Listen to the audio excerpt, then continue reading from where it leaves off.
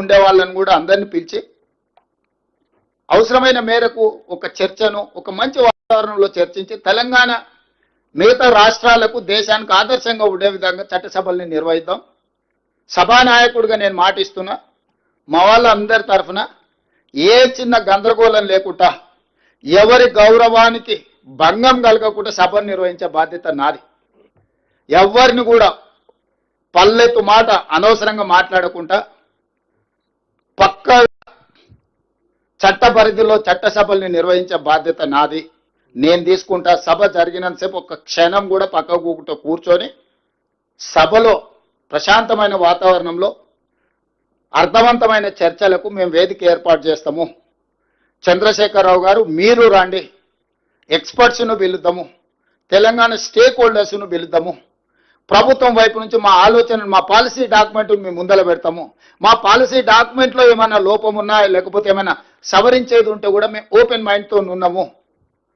మేము వాటిని సవరించుకొని తెలంగాణ రాష్ట్ర రైతుల యొక్క హక్కులను శాశ్వతంగా ఎందుకంటే ఇప్పుడు లైన్స్ డ్రాప్ కాబోతున్నది, లా సెటిల్ కాబోతుంది. ఈ టైంలో మనం తేరుకోకపోతే, ఈ టైంలో మనం సరైన దిశగా దీన్ని ఒక విధానపరమైన ఆలోచనతో ముందుకు పోకపోతే తెలంగాణకు నష్టం జరుగుతుంది. కాబట్టి 40 సంవత్సరాల ప్రజా జీవితంలో సుదీర్ఘమైన అనుభవం కలిగిన చంద్రశేఖరరావు గారికి నేను సాధారణంగా ఆహ్వానం పలుకుతున్నాను. ఎందుకంటే వారు ప్రధాన ప్రతిపక్ష నాయకుడు కూడా. వారు ప్రధాన ప్రతిపక్ష నాయకుడు, వారి ఆరోగ్యం బాగుండాలి, ప్రజా జీవితంలో ఉండాలి, వారు ప్రజలకు ఉపయోగపడాలని నేనంటే వాళ్ళ కొడుకు వచ్చింటాడు, ఆయన ఎందుకు వానికి రాడు, ఆయన రాడు, ఆయనతోనేం పని ఉందా? నేపాల్లో కూడా ఇట్లనే రాజ్యం రాలేదని చెప్పి AK-47 అని చెప్పి డిన్నర్ అని పిలిచిండు ఫ్యామిలీలు అందరినీ. AK-47 పెట్టి 16 మంది పడపడగాలు చేసిండు. ఇంక అందరూ వేరు కాబట్టి వాడు ఒకడే మిగిలిండు, వాడే రాజాడు నేపాల్కి. ఇట్లాంటివి ఆదర్శంగా తీసుకుంటారు. మేమేం చేస్తాం, మీ కుటుంబంలో ఏదైనా ప్రాబ్లం ఉంటే మీరు కూర్చోవాలి, కుటుంబ పెద్దలతోనో కుల పెద్దలతోనో కూర్చొని పంచాయతీ తెంచుకోవాలి.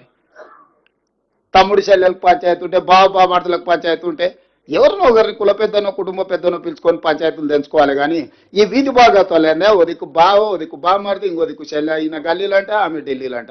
ఏంటి ఇది? తెలంగాణ సమాజం గమనిస్తలేదా? ఈ వీధి భాగవతాలు మంచివి కావు. 10 సంవత్సరాల అధికారాన్ని చెలాయించిండ్రు. 10 సంవత్సరాల తర్వాత ప్రజలు ఒక తీర్పు ఇచ్చిండ్రు, స్పష్టమైన తీర్పు. ఆ తీర్పును గౌరవించండి. ఇక ఇదొక మార్గం. రెండవది, సరే మీ లైన్లకే కొంచెం వస్తా, ఎప్పుడో ఎక్కడికైనా వస్తా, ఎక్కడికైనా రామాట, ఎక్కడికి వద్దు స్వామి, ఎర్రవల్లి ఫామ్ హౌస్కు నేనే మా మంత్రుల బృందాన్ని పంపిస్తా, ఏం ప్రాబ్లం లేదు. తారీఖు చెప్పు, మొత్తం ఈ సెటప్ అంతా తీసుకొని వస్తారు మా వాళ్ళు. ఎర్రవల్లి ఫామ్ హౌస్లోనే చర్చ పెడతాము. చంద్రశేఖరరావు గారి ఆరోగ్యం అంత గొప్పగా లేదు, రావడానికి ప్రయాణం చేయడానికి ఏమైనా ఆరోగ్యం సహకరించకపోతే మీరు కుర్చీ వేసుకొని అక్కడ కుర్చీలో కూర్చోండి. చంద్రశేఖరరావు గారు మొత్తం మాక్ అసెంబ్లీ అని తెలంగాణ ఉద్యమంలో కోదండరామ్ గారు నిర్వహించేవాళ్ళు. శ్రీనివాస్ రెడ్డి గారు కూడా అప్పుడు అందులో ప్రశ్నలు అడిగి మమ్మల్ని అందరినీ మాక్ అసెంబ్లీ నిర్వహిద్దాం ఎర్రవల్లి ఫామ్ హౌస్లోనే. మా మంత్రుల బృందాన్ని నేను పంపిస్తా, అన్ని వివరాలు చర్చించుకుందాం. కాదు కూడదు అని ఒకవేళ అంటే చంద్రశేఖరరావు గారు పిలిస్తే నేను కూడా వస్తా. నాకేం బేసిజాలు లేవు. నాకంటే సీనియర్ ఆయన పబ్లిక్ లైఫ్లో ప్రజా జీవితంలో అనుభవంలో చంద్రశేఖరరావు గారు. వారి ఆరోగ్యం సహకరిస్తలేదు, లేదు ముఖ్యమంత్రి గారు కూడా రావాల్సిందే. చర్చలు ముఖ్యమంత్రి లేకపోతే సమర్థవంతమైన అర్థవంతమైన చర్చలు జరగవు.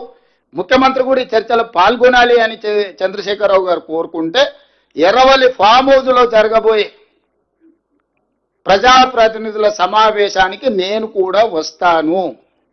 తారీఖు నిర్ణయించండి.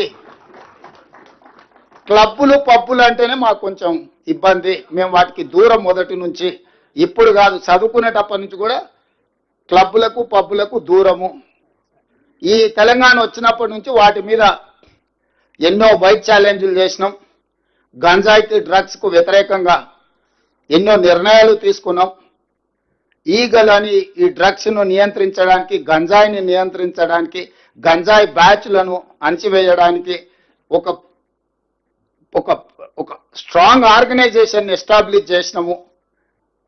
ఈ డ్రగ్స్ గంజాయిని అమ్మే వాళ్ళని కానీ, వినియోగించే వాళ్ళని కానీ, రవాణా చేసేటోళ్లను తెలంగాణ సరిహద్దులు దాటి లోపలికి రాకుండా ఉక్కు పాదంతో అణచివేస్తున్నాం. కాబట్టి క్లబ్బులు పబ్బుల కల్చర్కి నేను వ్యక్తిగతంగా వ్యతిరేకము. దయచేసి నన్ను క్లబ్లకు పబ్బులకు పిలవద్దు. అయితే అసెంబ్లీకి పోదాం, లేకపోతే శాసన మండలికి పోదాం. కాదు కూడా పెద్ద ఆయన ఆరోగ్యం బాగాలేదంటే ఎర్రవల్లి ఫామ్ హౌస్ కూడా నేను వస్తా. ఇది నా సూచన. ఎవరు పెరిగిన నేపథ్యం వాళ్ళని అట్లా మాట్లాడిస్తుంటే నేను అది కూడా కాదన్నాను.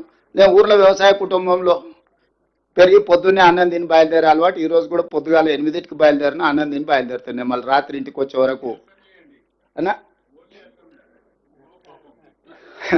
శ్రీహరి గారు అట్లా కుదరదు, అదేంది మాకు అంటారు. కానీ కొన్నిసార్లు మనం కొన్ని వెసులుబాట్లు కల్పించాల్సి వస్తుంది, మినహాయింపులు ఇవ్వాల్సి వస్తుంది. సో మినహాయింపులు ఇచ్చి అయినా సరే మనం చర్చ, అంటే నా ఉద్దేశం చర్చ జరగడం, ప్రజలకు వివరాలు అందించడం, వాస్తవాలను ప్రజలకు చేరవేయడమే మా యొక్క ఉద్దేశము. ఇక్కడి సమావేశాన్ని పెడితే ఒక మాజీ మంత్రి గారు ఫోన్ చేసి మా శ్రీధర్ బాబు గారికి అట్లెట్లా మీరు అక్కడ పెట్టుకుంటారు, మీరు పెట్టుకోవడానికి లేదు కదా అంటాడండి. ఇది ప్రజాభవన్. ఇక్కడ ప్రజలు వచ్చి రెగ్యులర్గా రిప్రజెంటేషన్స్ ఇస్తారు. ప్రజా సమస్యలకు పరిష్కారం కోసమే ఇది కట్టింది. ఇది ఘడి కాదు, కొద్ది మందికి పరిమితమైన వేదిక కాదు.